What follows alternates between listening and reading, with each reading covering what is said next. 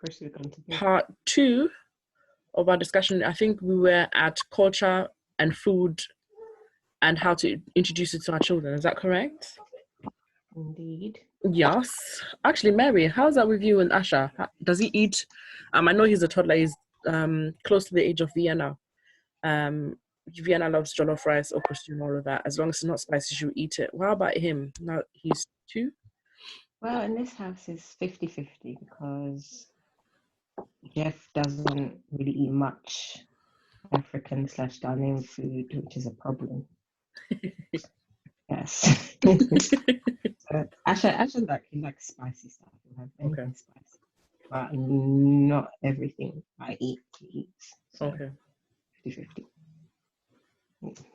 So just doesn't like the okras and the soups and apart from maybe like jollof rice and maybe not anything else. So I don't really cook much of it unless I crave it, then I'll cook it. Yeah. Why can't I see me, huh? Well, have you tried scrolling to the at the top of it? Where am I? Oh yeah, I can't see you either. You're all black. Right there. Does that start video? Yeah, let me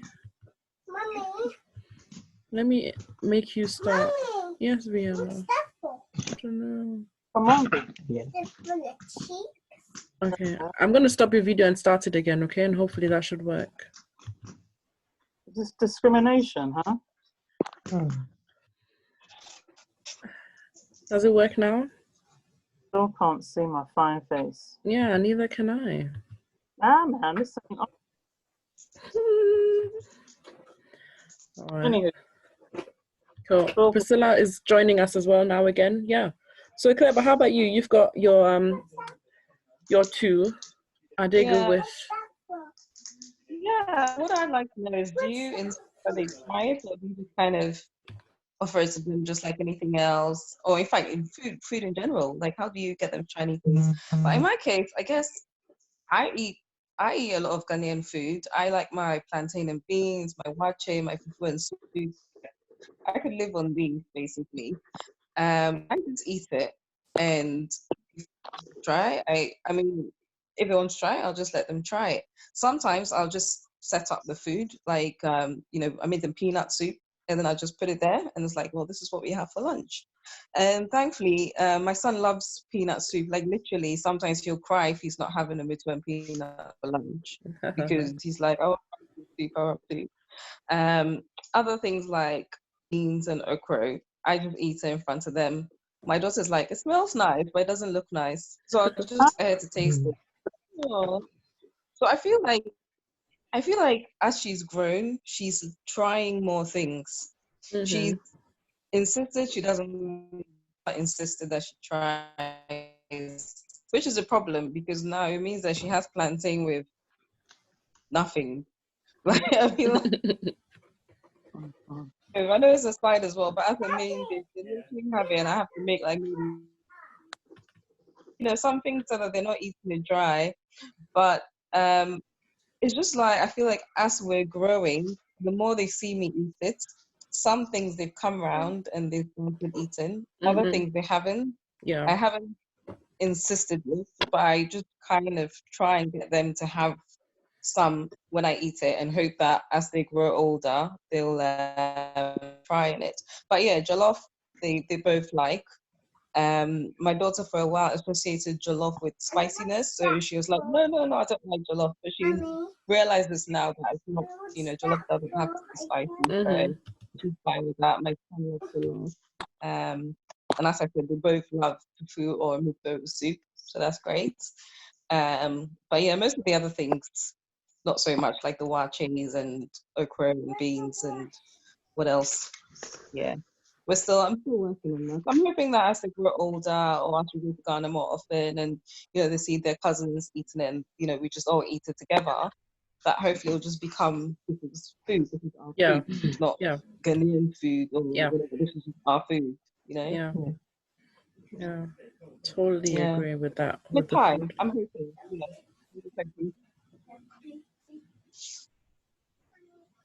And ladies, what about language? Are we? Why is Samuel laughing like that? Like she's about to say, What's up with the Yeah, language is an interesting one. There's some on our cheeks. Because I don't, well, I understand Ga, I understand Tree, I understand Fancy. Do I speak it well? Hell to the no. We were growing up, our parents spoke English with us unless they were angry, and then they switched to Ga.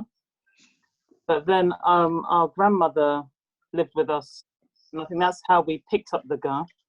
The Tree and the Fancy I picked up when I moved to Ghana. But because I always got teased speaking it in Ghana, I decided not to. And obviously at home I don't speak it with pain. The kids have picked up the normal kwasha and all the insults and stuff, but they don't really understand either. I believe that's how you start learning languages, by insulting people. What happened to my screen? Why have I got this? No. I'm sharing screens. I believe that's what you can see, or Sister. yes, please. I need to do it by myself. Yeah, on the language thing, very similar to Shavera's, because I grew up also with English at home, so although I can speak Tree, I can't speak my native language, which is Nsema. I understand very basic Nsema. By basic, I mean like, hello, how are you, and stop it, something like that. I can understand Tree. I can speak it well enough, but I have to say my first language being English, I'm still more comfortable speaking English than I am in Tree. I habitually start responding to people in English when they're speaking to me in Tree, and I know it might annoy some older people when I do that, but I don't try not to, but I don't do it on purpose. I just naturally think in English, so I naturally respond in English before I realize that, oh, no, you need to stop it. And so based on that, it's obviously naturally quite difficult for me to start speaking it to my kids because it's not even my first language. And my husband, of course, he might say he can speak the language, he can, but you know, I can probably speak better than him. So it's not something that we've been able to probably teach our kids. And I do wonder when they will or how they will pick it up. But I don't have a solution for this one yet. What about you and your little munchkin? Language-wise, I think he speaks with them a bit more than I do, because as Clever was saying, with me, I think English is my first go-to. Like what I'll speak first before speaking Fancy or anything like that. But I find that I think when my son was born, I was determined that he would speak it. But I think my mom thought that his speech was coming slowly, so she was discouraging me from speaking it. She thought we were confusing him. Yeah. With the English and stuff. So then that got me to stop a bit. And then after I regretted it because I noticed that it's nothing, it's normal. I mean, but I think they kind of understand it. They don't speak it. And then because my husband speaks more Tree with them, my daughter totally understands everything we say to her. And my son does. I just feel like we should just carry on as we are. We teach them bits and bobs here. They will get exposure to when they go to Ghana and stuff like that. So I'm not really worried about it. Yeah. Such that because I'm actually worried about myself more than because how do you teach? You understand? Because I find that because I'm typical Fancy, I can't even speak a sentence without mixing the English with it. One of them Fancy. So I worry about how I will teach them. That's why hubby comes in. He's probably better teaching them than I am. Yeah. I find that I'm sure most of you or all of you know that I was born and raised in Germany. So in Germany, we know that continent people, our first language is Chi, no doubt about that. We speak Chi from the get-go, and then we speak German or whatever language, Italian, after. So to me, my language, when I started school, I was speaking my Chi. I went to school speaking my Chi. And I'm actually grateful that my mum started us off that way.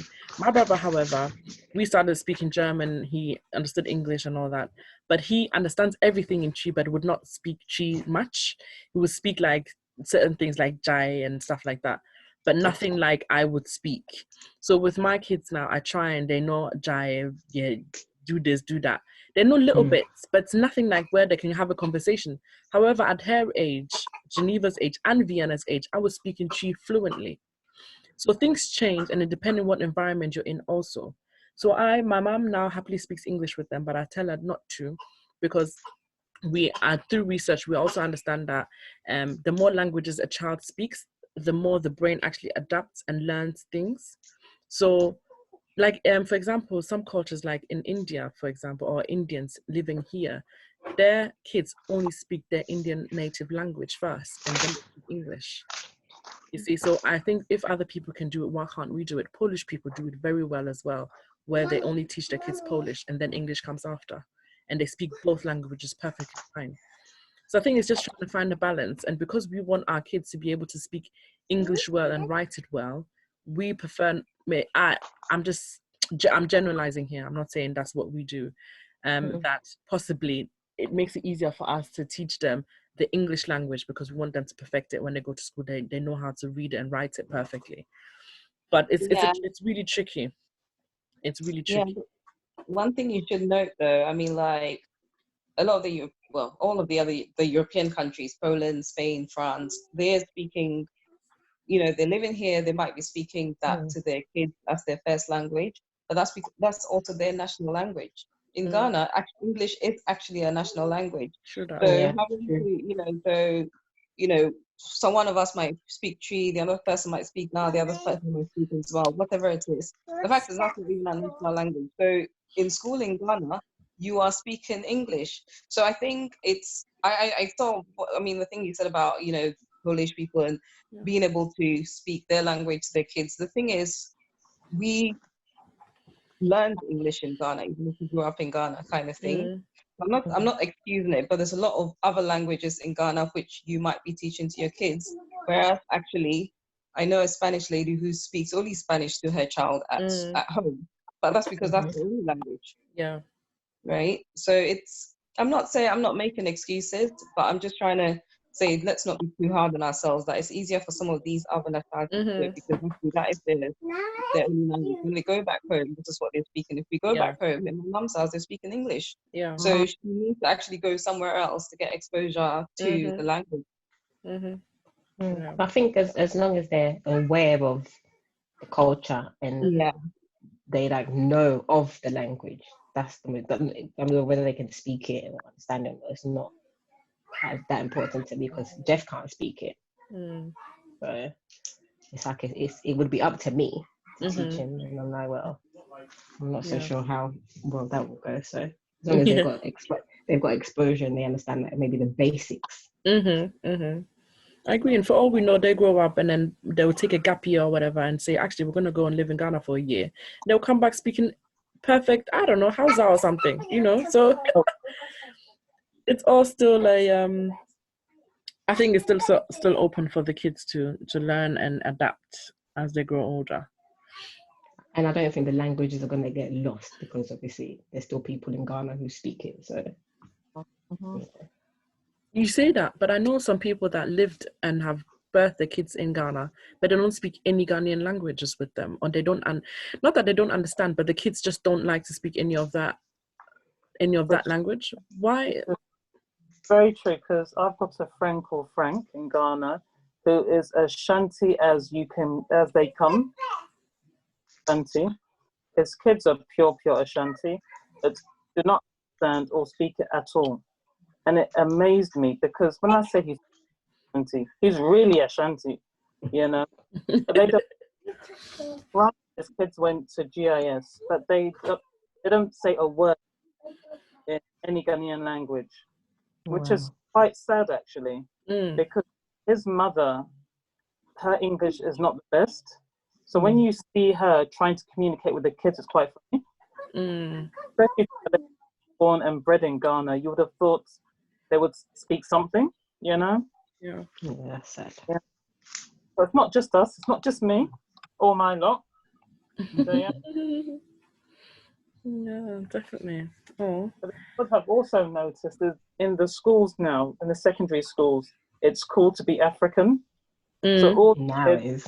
now trying to put on this African accent or talk about African food or the hip life or talk about the artists and stuff. Yeah. So it's interesting because back in the day it was like, oh, I'm not African.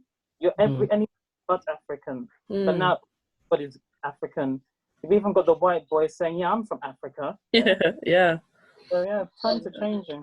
Definitely a change, and I love that. And I think it's the music that's brought it together as well, with the Afro beats and the, you know, the Shatawales and the Wizkids and you know, all the people around trying to do that, and it makes it easier. Obviously, pidgin. Me, I can't speak pidgin. I understand it, but I can't speak it. I don't know if it's a thing I will ever learn. And again, I don't know if it's depending on where you lived, where you grew up in Ghana or whatnot. I have no idea how that works. That was my when I moved to Ghana, because obviously I was teased for my accent. I immediately switched to pidgin, so I constantly pidgin. Yeah. Area girl.